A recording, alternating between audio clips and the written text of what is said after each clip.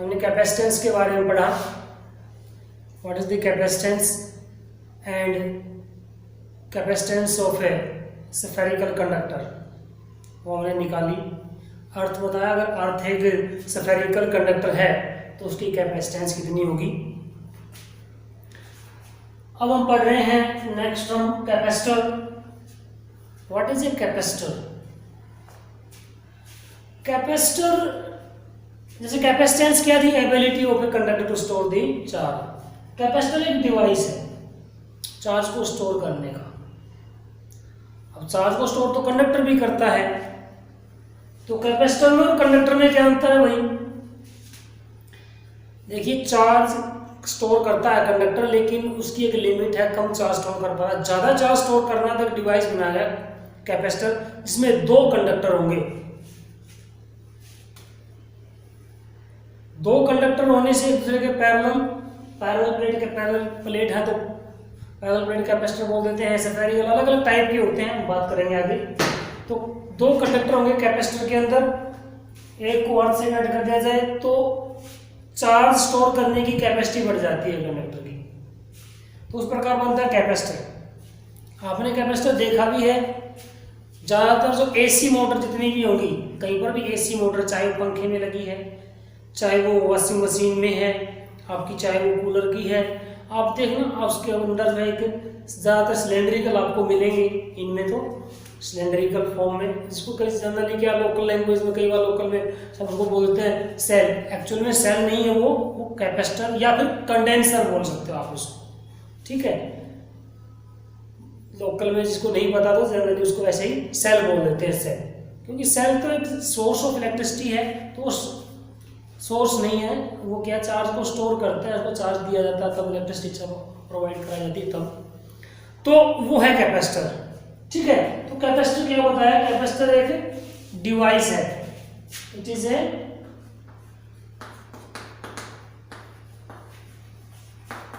Device to store the charge, ठीक है। It is consisted of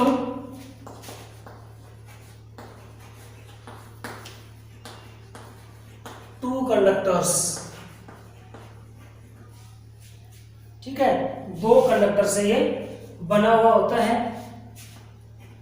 अब हम बात करें तो डिपेंडिंग अपॉन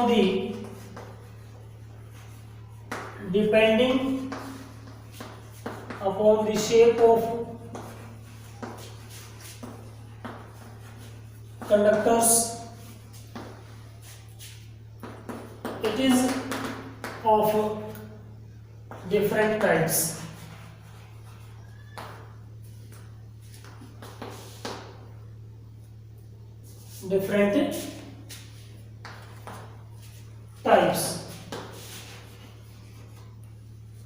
ठीक है। For example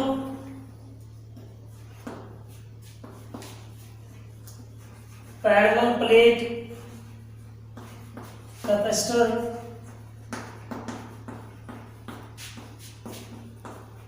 spherical capacitor,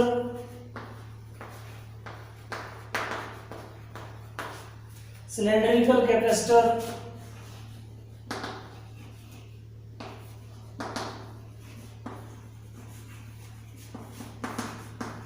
etcetera, ठीक है। पैरेलल प्लेट है तो उसमें दो प्लेट होगी पैरेलल एक दूसरे के, स्फेरिकल है तो दो स्फेरिकल कंडक्टर होंगे, ठीक है। सिलेंड्रिकल है तो दोनों सिलेंड्रिकल कंडक्टर होंगे उसके अंदर। उस प्रकार अलग अलग टाइप के जो है कैपेसिटर होंगे। कैपेसिटर का सिंबल हम कहें, सिंबल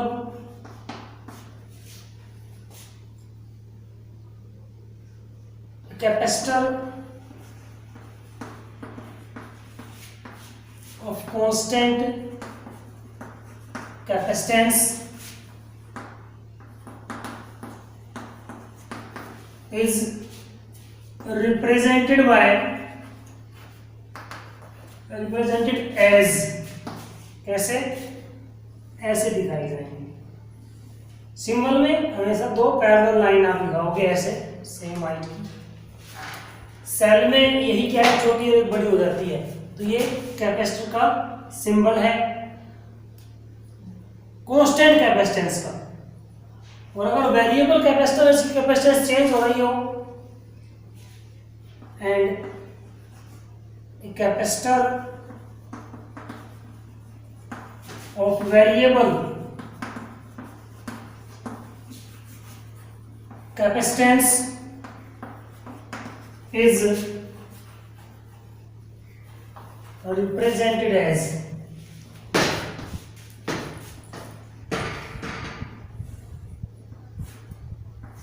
इस प्रकार से हम एक एरो लगा के उसके ऊपर दिखा देंगे। तो ये वेरिएबल कैपेसिटर को रिप्रेजेंट करता है, वेरिएबल कैपेसिटेंस का एक कैपेसिटर। ठीक है, ये हुआ कैपेसिटर। कैपेसिटेंस हम पढ़ चुके, कैपेसिटेंस वही है तो कैपेसिटर की भी होगी।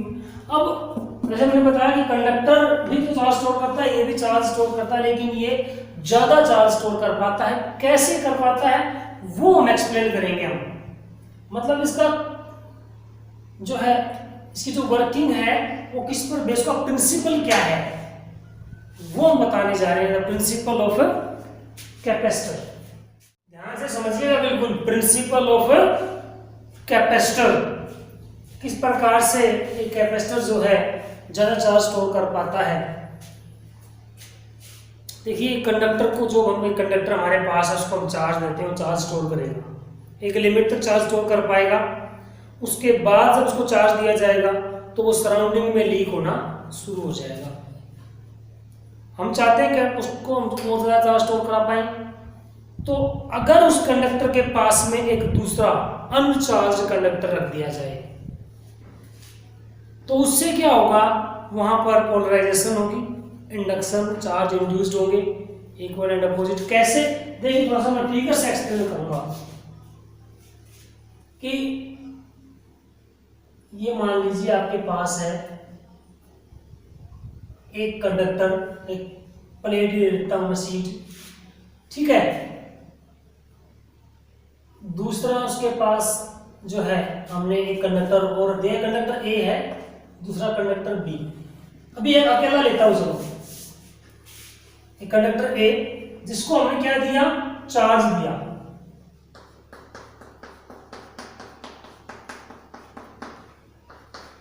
क्या होता है जब कंडक्टर को चार्ज देते हैं, उसके सरफेस पर डिस्ट्रीब्यूट हो जाता है, स्प्रेड हो जाता है। अब इसको चार्ज देने एक लिमिट तक स्टोर करेगा, उसके बाद ये सराउंडिंग में लीक होना शुरू हो जाएगा। अब नेक्स्ट फिगर में क्या है, यही कंडक्टर है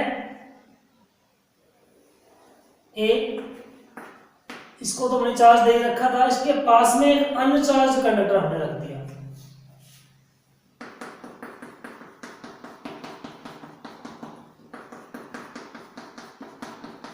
इससे क्या होगा, इस पॉजिटिव चार्ज के कारण यहां पर नेगेटिव चार्ज इंड्यूस हो जाएगा और इस साइड में पॉजिटिव चार्ज आएगा।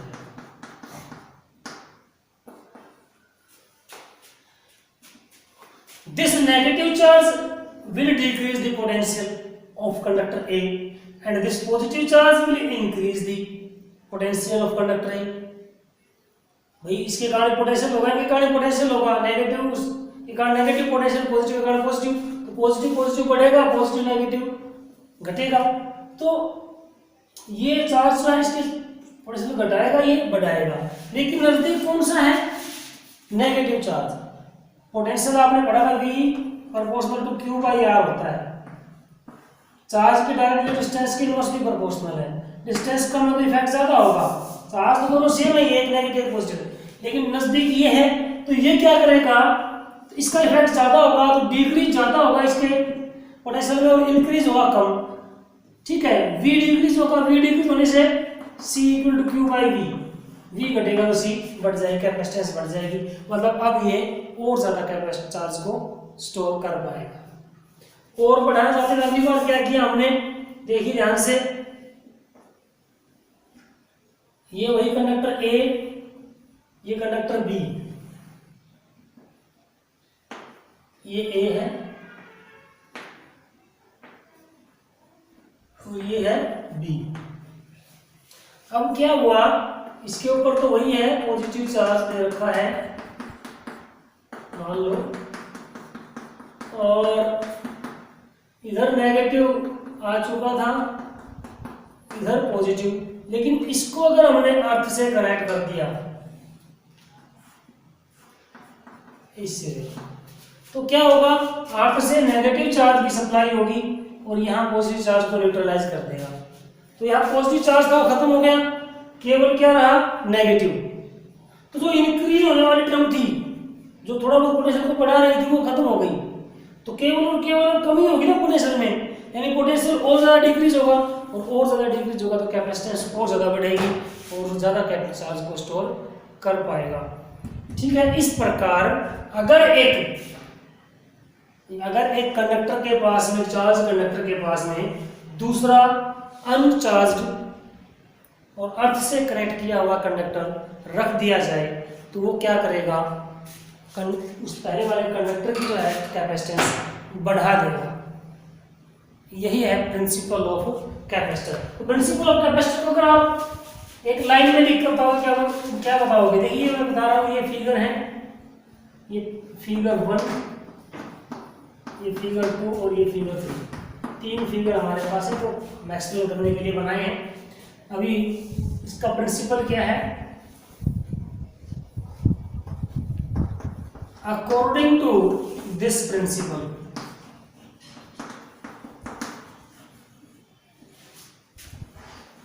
an uncharged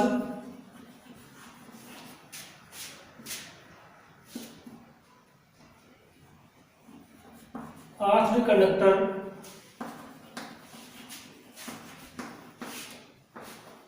placed near a charged conductor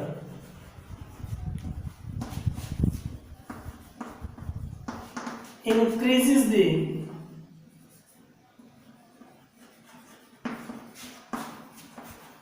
capacitance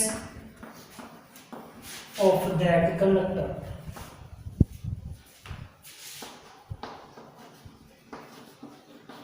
ठीक है, ये उसकी कैपेसिटेंस को बढ़ा देता है। एक्सप्लेन कर रहे हैं हम, एक्सप्लेनेशन देखिए, एग्जाम में आ जाते हैं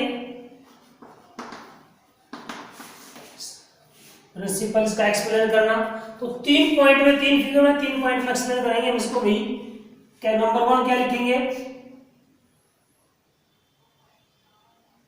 if some charge is given कह देंगे, इफ चार्ज ब्रैकेट में कहते हैं पॉजिटिव से, positive is given to a conductor A, then there is a limit to store the charge, after which it leaks to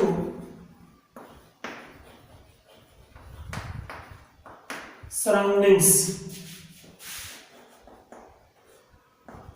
उसके बाद सराउंडिंग में leak होना शुरू हो जाएगा, as shown in figure 1, as shown in figure 1।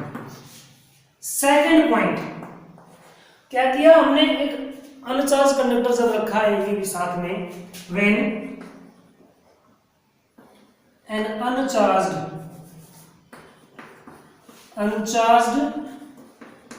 Conductor B is placed near A, then opposite charges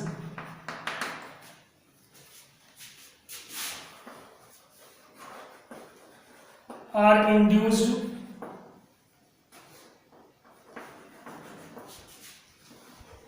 on B as shown in figure.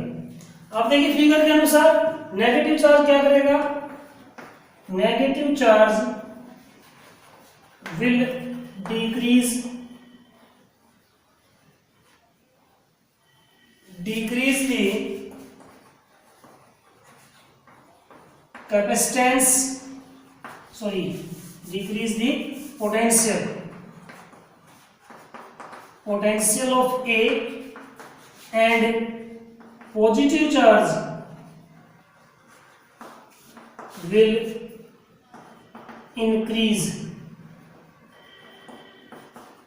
the potential of A, but negative charge is close.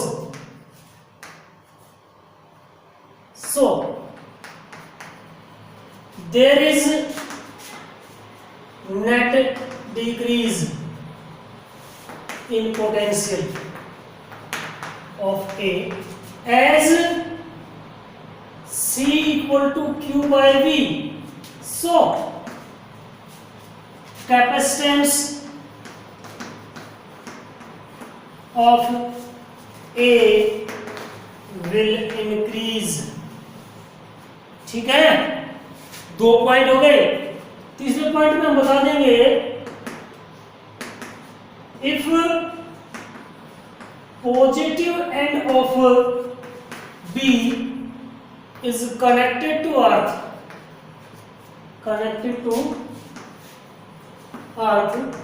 then positive charge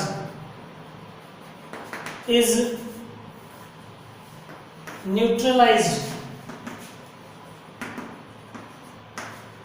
by electron supply from earth, and again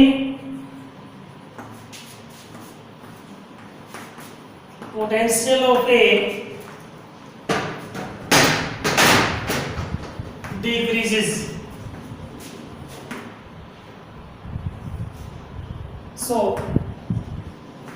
there is more increase in capacitance.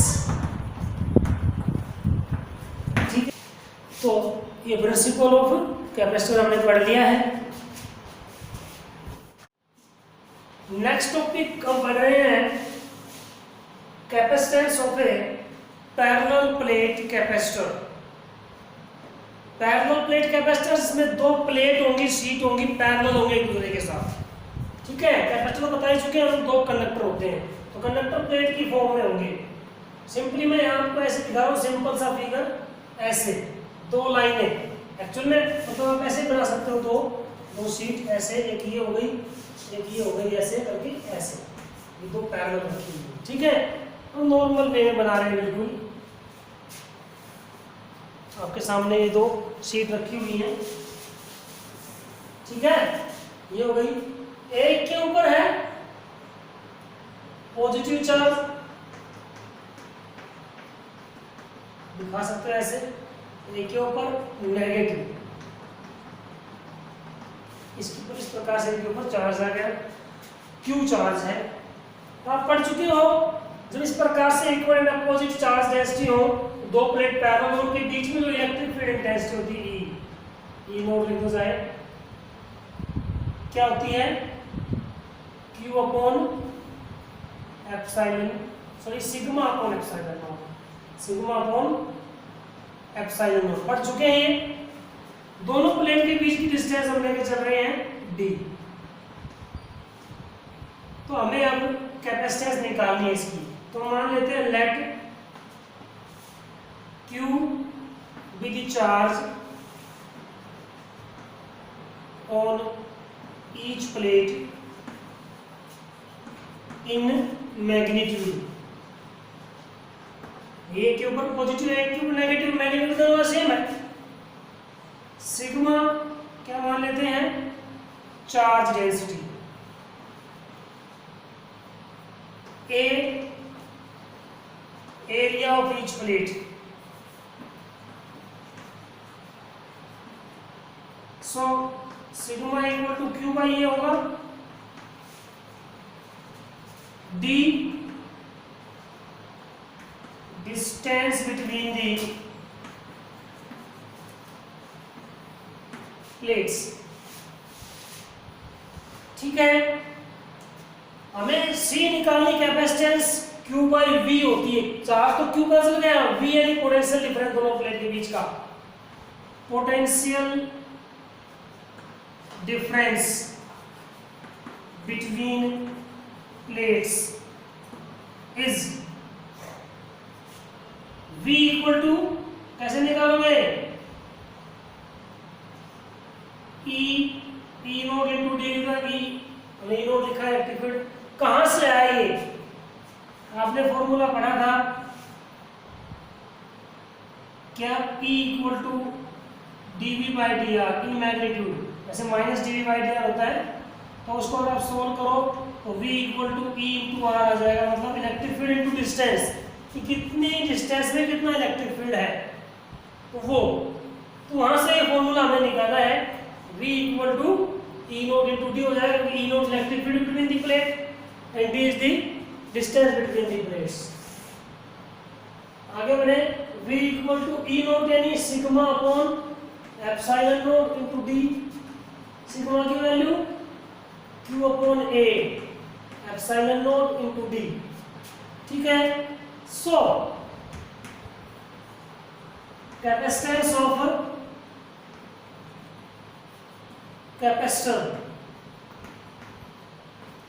is C equal to Q by V। C की बजाय आप C note लिख लो, थोड़ा सा मैं बताऊंगा क्यों, क्योंकि हमने प्लेट्स के बीच में वैक्यूम लिया है, मीडियम भी ले सकते हैं, तो इसलिए वैक्यूम है तो C नोट लिख दिया हमने। Q ऐसे कैसे, और V की वैल्यू देखिए ये Q D divided by A epsilon nought, Q से Q cancel, C nought equal to A epsilon nought divided by D, it is the capacitance. Special case आप ले सकते हो यहां पर, if there is a medium between the plates, अगर plates के बीच में कोई मीडियम है, then C equal to A epsilon by D। Epsilon is the permittivity of that medium, और एप्सिलॉन होता है epsilon nought into epsilon r divided by D, और ये C नोट है, C equal to C nought into epsilon r। अगर हमें उस medium का डायरेक्टरी कांस्टेंट भी पता है तो हम सीधे उसकी कैपेसिटेंस निकाल सकते हैं एप्सिलॉन r से मल्टीप्लाई करके। ठीक है, तो ये थी capacitance of A parallel plate capacitor. ठीक है, तो आज की वीडियो में इतना ही, आगे हम नेक्स्ट वीडियो में पढ़ेंगे। Okay, thank you.